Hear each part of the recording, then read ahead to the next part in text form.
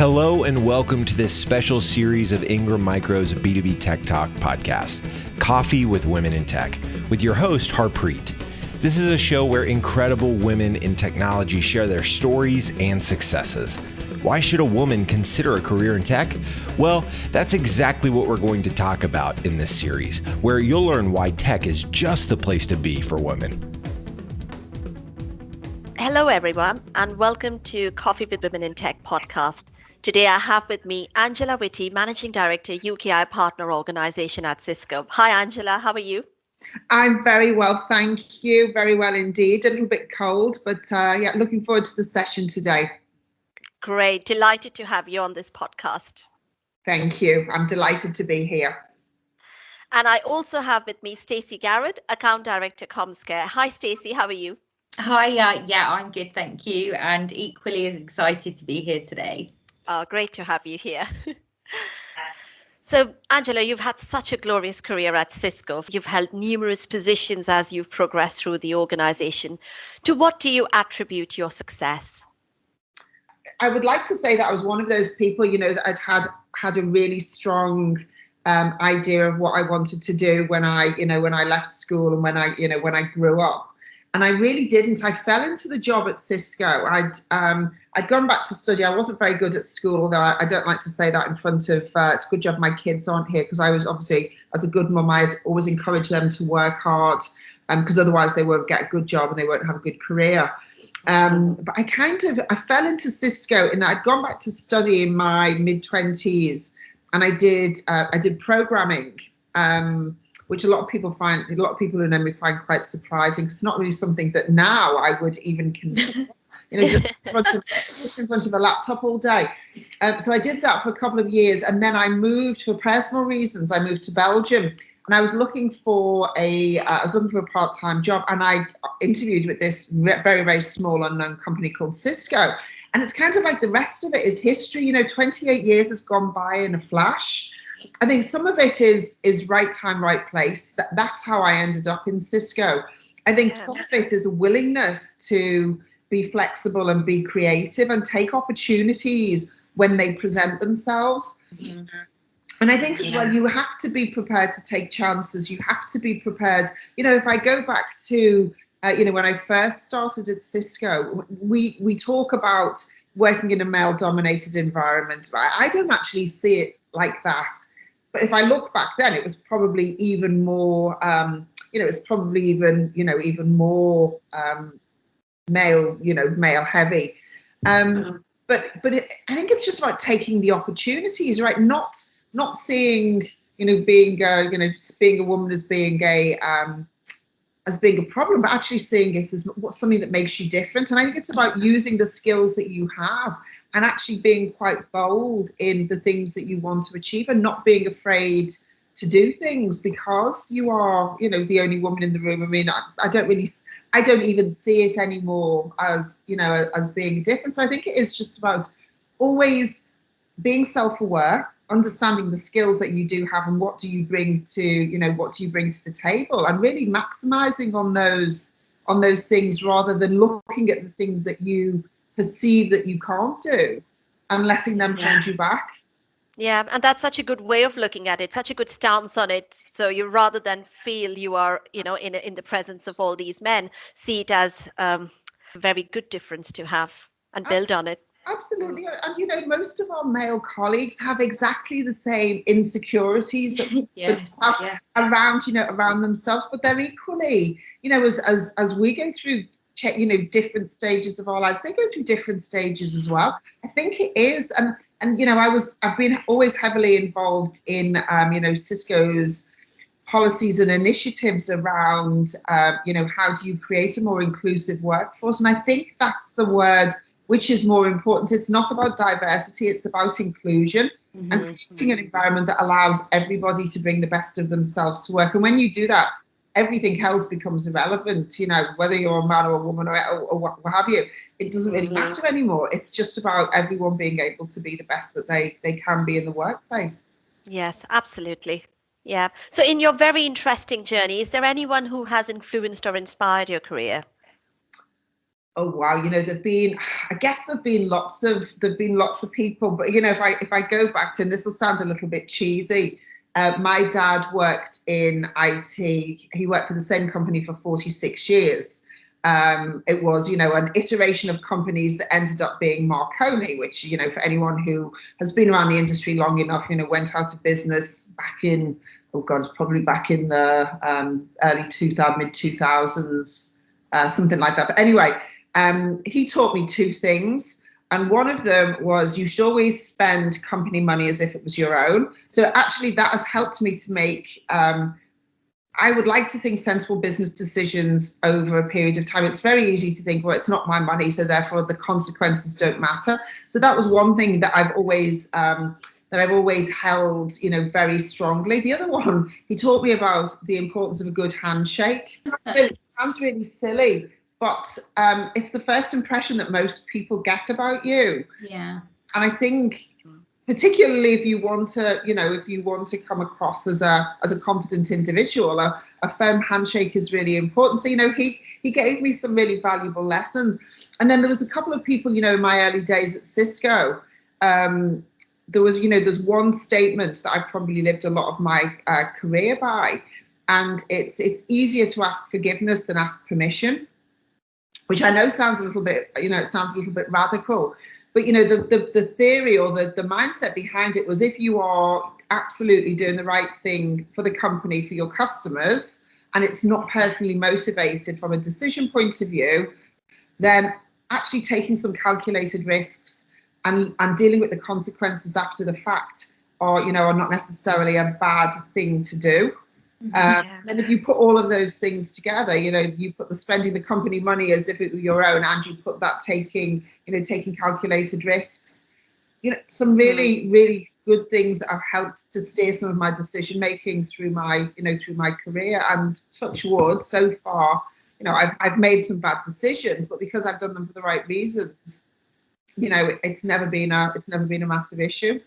I absolutely love that, because that's sometimes we might overthink and not make a decision and, procrastinate, which is the opposite of what you're saying, really, isn't it? In today's world, business, everything is driven so heavily by process, isn't it? Process and structure, that sometimes it's really hard to navigate outside of that. And then you're faced with so many barriers and blockers, but actually, take the risk. As exactly to your point, Angela, as long as it's the right thing for your business and the customer, then win-win. Absolutely. Yeah. If you don't take risks in your career, if you don't take risks in your personal life, you'd never do anything, and actually you stunt your opportunity to learn. So sometimes taking a risk, making a mistake, is actually a better learning opportunity than always taking the safe option. Absolutely. That's such a valuable lesson. Stacy, you've grown your career in tech in a short space of time. Tell us more about your career journey. So, well, much like Angela, school wasn't a great learning time for me either. Although I had a great time, I did have fun. So when I ended up in my first job in IT, I didn't care about what industry it was in. I cared that I had a job, and that was great. So, the first sort of early days was just me understanding, where am I? I'm in this world of full-time work, and actually I probably should show an interest in the industry a little bit. So yeah, I've kind of done a wide range of jobs, from sort of basic account manager in the earlier days up until a more strategic, job, always working alongside Cisco. And it was actually, I don't even know how long ago it was now, but the boss that I was working for at the time said to me, Stacy, you're great at all of this stuff, but you could, let's look at building you up in these particular areas, around maybe being more assertive and things like that. And that's how I ended up being aligned to Angela. Which was a few years ago now, was it? It must be about, I would say it's about 3 or 4 years ago. So about 3 or 4 years ago. About then. And I would say that's really helped me in my career journey, because there's quite often things that I might need to, you know, when you just need to bounce an idea off somebody, or kind of get that sanity check of, am I looking at this through the wrong lens, or you know, and sometimes it's just a case of, no, you need to just get on with it, you know, be a little bit more assertive, and I think that in the last couple of years of my career, that's really helped me to sort of stand up and be heard a little bit more, rather than shy away from, you know, a wide audience. Yeah, that's fantastic. Is there anything that surprised you about this industry then, Stacey? I don't know if I would say surprise me, because I've grown up in it. So there isn't really anything so to Angela's point around the whole women in tech scenario, it's never really been a massive issue. I've never really noticed a huge problem in that area. Yes, we would absolutely love to see more women in tech. I think it's a great industry to work in. It's ever evolving. It's the place that you want to be, right? Yeah. So there's nothing really that happens that I would say is out of the norm for me, because I'm not new in. Yes. What about you, Angela? Would you say, is there anything surprises you? Things that probably not anymore. Probably when I was younger, there were probably lots of things that surprised me. I mean, the pace of change. Yeah. The pace of change, but actually, in some strange ways, lack of change, right? I don't know whether we just evolve. You know, we evolve as things are evolving. You know, I've worked for Cisco for 28 years. Now, 28 years is a really long period of time. But, you know, if you put that into context of when I first started, I was, I think I was, 25, 26. And nobody had mobile phones. Right? I got my first mobile phone when I was 28. And the really big ones. It was the size of a house brick, and that it was like secured in my car on this massive bracket. I mean, it was very, you know, unsophisticated. and things that we would now take for granted, like internet shopping. I mean, the internet as we know it, bear in mind, Cisco is at the heart of the internet. As we know, just didn't exist. Like internet shopping probably didn't come along until, you know, sort of the late 90s, and even then it was very, very basic. So I think it's the pace. You know, 28 years sounds like a long period of time, but if you think about the speed of change now and how quickly things develop, you know, as I said, my first house brick, the only thing that you could do with it was make phone calls. Couldn't even send text messages. Yeah. And even the quality of the phone call wasn't that good. But now if you think about it, you know, your mobile phone, everything. Mm. And probably the thing I do on my phone nowadays, the least, is make phone calls. Yeah. You know, it's the way technology has changed our lives. Yeah. Is the thing that shocks that shocks me the most. When I stop and think about it, I think day to day you almost don't notice that change, because we become so accustomed to just adapting to it. Well, yes, even this morning, in, you know, on the note of communication, I was writing you a message, Angela, and I was like, oh no, I'll just audio note it. So yeah. even like that scenario, text to audio note, it's just a different world, isn't it now? Yeah. Yes. Yeah, and it's fascinating, Angela. You've been at the heart of all this change, and you know, like you said, Cisco is at the forefront of so many of these changes that have actually happened. So it must be a fascinating journey for you as well.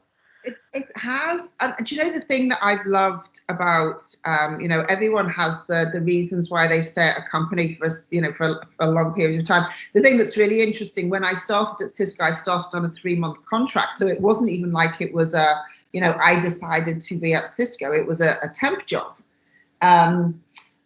And it was the pace of change. It was the fact that the organization was constantly evolving, and the fact that I was always given the opportunity to do something different outside of the norm. So, you know, if I go back to, how old is my eldest son, is 20, so it would have been at the beginning of the 2000s. You know, I was probably, in fact, I was the first non-technical, because I don't have a technical background other than my average dabbling in programming, which I wasn't particularly good at either.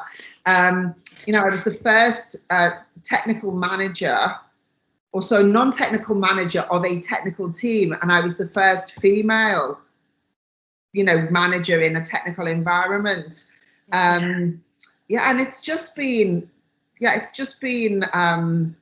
amazing, the things that I've been able to do during my career at Cisco. So, I did that. I worked my way up the technical organization, and I ran the delivery team, our professional services team, and was involved in the 2012 Olympic Games. So, my team did the network and the security for the Olympic Games, and that was just a fantastic thing to do. And then I had the opportunity, which again, I don't necessarily come from a sales background either. I got the opportunity to move into sales, and I ran the service sales team for a couple of years, which was a great experience before I moved into the channel role. So I've always had the opportunity to do something different and exciting.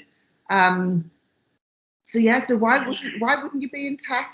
Why wouldn't you be in when you get? It's a no-brainer, absolutely. Exactly. Yeah. But the perception from the outside, I think, with young women particularly, or young people in general, is that you either have to be technical or sales, and I think nowadays that's not the case. Yeah. Lots of roles that sit between the sales and technical that are as important. Yes. Especially when you think about the shift to customer experience now, and the whole customer success piece, that's not necessarily the skill set of someone in sales. That's totally different. There are so many roles. It's not that black and white anymore. Exactly. And some, like a role like marketing, it has so many transferable skills. I mean, I come from an FMCG industry, so I'm quite new to the world of tech, just like 18 months into tech. And I would have not imagined the breadth of opportunities available. It's fascinating. And I love the pace. I love the fast pace. And when I moved out of the delivery organization and I moved into sales, one of the things that we did do was we hired salespeople who didn't come from a traditional sales background. So we hired people from finance and we hired people from delivery, because the skills that they had, actually, when you put everything together, made a much more robust sales team. So think about things in a different way, rather than being very blinkered and saying, okay, salespeople do sales and technical people do technical and finance people do finance. Sometimes by mixing it up and bringing all those skills together, what you actually get is a much richer team who want to support each other, and they create much more, just much more innovative deals and ways of doing things, and have gone on to be really, really successful salespeople. Yeah, absolutely. And like you said, a richer pool of ideas, new ideas and fresh thinking. Yes. Yeah. I think it's really important to have mixed skill in a team, isn't it? Everyone bringing something completely different to the party. You're going to get a much more rounded view of what you need to achieve, aren't you? Yeah. So, Angela, you said you've been involved in coaching and mentoring. In fact, you're mentoring Stacy. So any tips you'd like to share about how one can become an amazing mentor or coach? Well, that's presuming that I am an amazing mentor or coach. So we'll have to take Stacey's view on that. I think. Do you know what? I think with mentoring, I think people can get really confused, because actually, for me, I see the responsibility is more on the mentee than the mentor. The mentor is there to support you and help you and guide you and help you see maybe what your projected career path is. But actually, to get anything from the sessions, you're the one that needs to bring it. I wouldn't, for example, just ask for time in Angela's diary to just have a catch up. If on a mentoring basis, it would be because I wanted to talk to her about something that was structured, because I should be getting something out of it, and equally Angela should be getting something out of it, not just a recurring slot in a diary that you do because you think it's the right thing to do. So I think working with somebody that is clearly incredibly successful is amazing, but I do think the responsibility should sit more on the mentee than the mentor, but that's just my view. I could be. No, it is. It's interesting. I think if and I've had some great mentors over the years, and you have to want to develop something. And I think, when people ask me the things that I think are really important, it's having a self-awareness. Mm-hmm. So I think even, whatever stage you are in your career, you need to be constantly assessing your own skills and your own suitability for either doing the job that you're doing right now, the activity that you're doing, or your aspirations for the future. So you need to be constantly thinking about, what do I want to be, and who are the people who are around me, who, if I don't think I've got that skill, who is somebody that I see demonstrating that skill, and therefore how can I either learn from a distance or engage with them to have a conversation, to try and develop that skill. But you as a mentee need to have, to Stacey's point, you need to have a desire to want to change. I mean, I have had people who've come to me and they're looking for you to almost change their world. Yeah. I can tell people how I've done things. It doesn't make them right or wrong. It just makes them, my experiences. I can potentially look at the way someone is doing something and suggest some alternative ways of doing based on things that I've seen. But I think fundamentally you need to want to change. As an individual, you need to be constantly looking at yourself and thinking about, what do I want to be? What do I want to achieve? What are my goals? And how am I going to get there?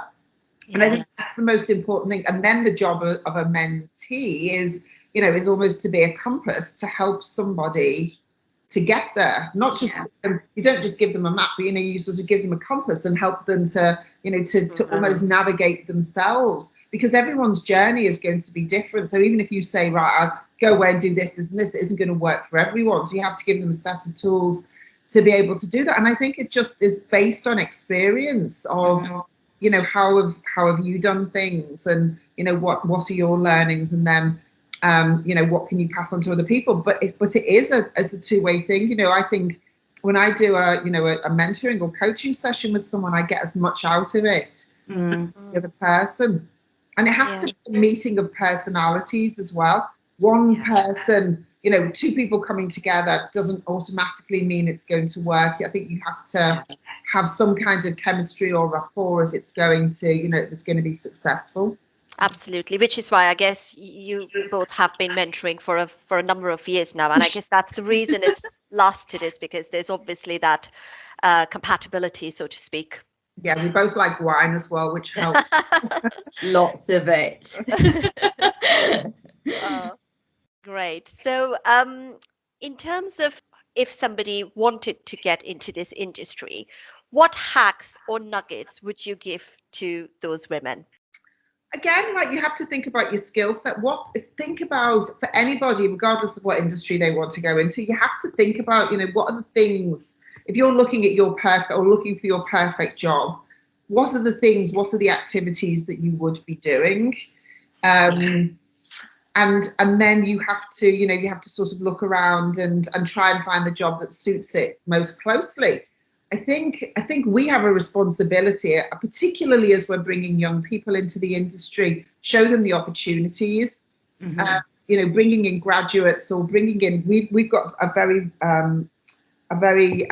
good apprentice program at Cisco, which gives young people the ability to come into the organization, to study and do a degree, but also to rotate around the business and see which opportunities are available. So it gives them a really good taste of what Cisco or what IT has to offer. But equally, because they're rotating around the business, we as business leaders get to see what the future talent looks like. And therefore, you have to also sell your part of the business. So I think we all have a responsibility, which whatever way you do it, if it's, talking at schools, or, encouraging the young people that to join the industry. But you have to give them a vision of what it can be. If I looked at myself back as a teenager, I would never have considered that I would have had the career that I've had now. You know, if you asked me then what I wanted to be, I wanted to be a travel agent because I wanted to travel and I wanted to talk to people, which actually my career in IT has given me that and so much more. But it's, you know, it's taking those base elements and then trying to, you know, layer that onto something where, you know, where there's also room to grow as well. What about women who are somewhere like mid in their careers? If we had to encourage them, why, in your opinion, they should consider a career in tech if they're not starting out in their career? The flexibility, you know, I would say the flexibility working for a tech company. You know, you have the technology to be able to work from home. I still am a very hands-on mum to two, you know, well, they're one's 20, one's nearly 18.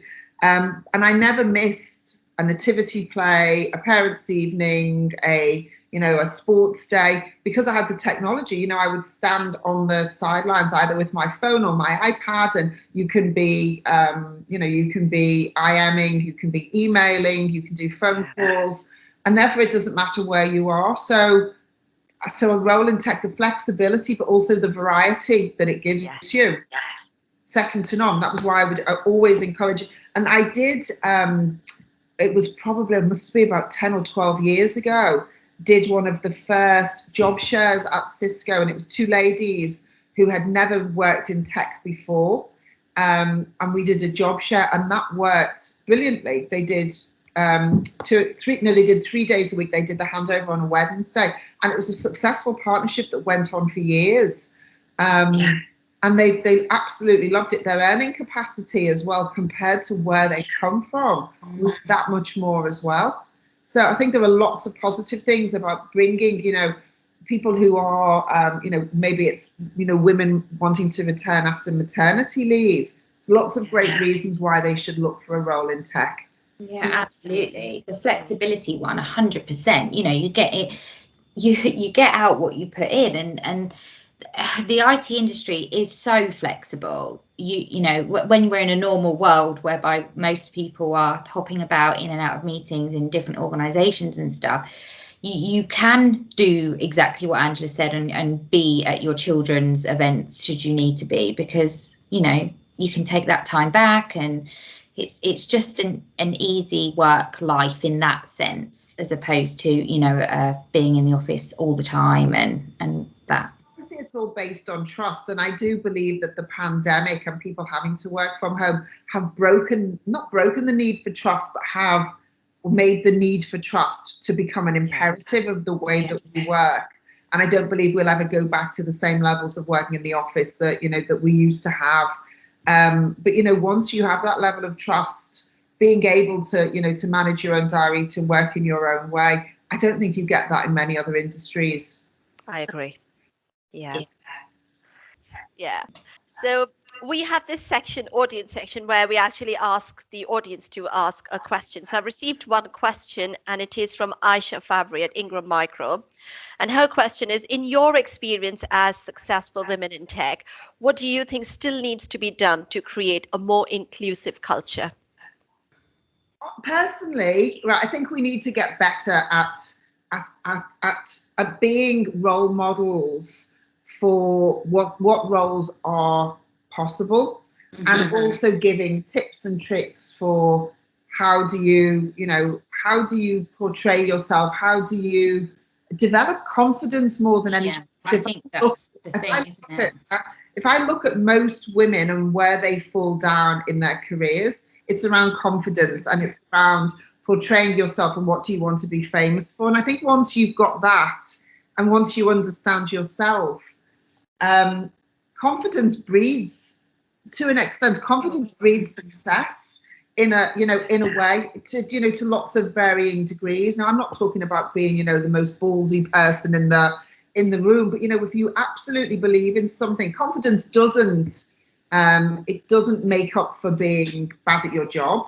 But if you know what you're doing, if you understand what you want to achieve, and you can communicate with an air of confidence, I think that's really important. And that's the thing that I think we should be teaching women who come into tech, to have that confidence, rather than, rather than focusing on, oh, we work in a male-dominated environment, just give them the confidence to be who they are and not focus on that. I mean, just one silly example that has really worked for me.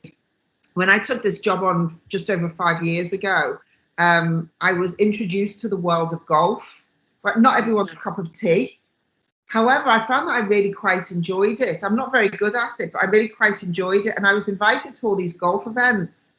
And the first one that I went to, I'm typically the only woman who plays. So the first one I went to, I was terrified.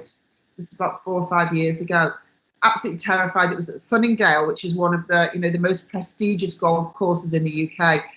And I was playing with 3 people I didn't know very well. We had caddies as well. And there I am on the first tee, like hacking at this ball. I mean, I was so bad. Hacking at the ball, thinking, oh my God, I'm absolutely mortified. And you know what I realized? Not necessarily on that day, but then the more events that I went to, regardless of whether I was the only woman there or not, everyone is just there to play their own round of golf. They're not looking at you going, oh my God, she's so terrible. And then it's having the confidence to just show up. Right? Yeah. If you don't show up, if there isn't one woman there, right, there can't be 2, right? Because you've got to start with 1 for there to be 2. But it's about showing up, and it's just about playing your golf, doing your job, and having the confidence to do that in your own way. And I think that's where, if we could just help women to just do that, be the first woman to go and do it. And give them the confidence to just be, to be who they are and play to their strengths. It would change things dramatically. Yes, I agree. And like you said, we sometimes overthink what others are thinking about us and the fear of being judged.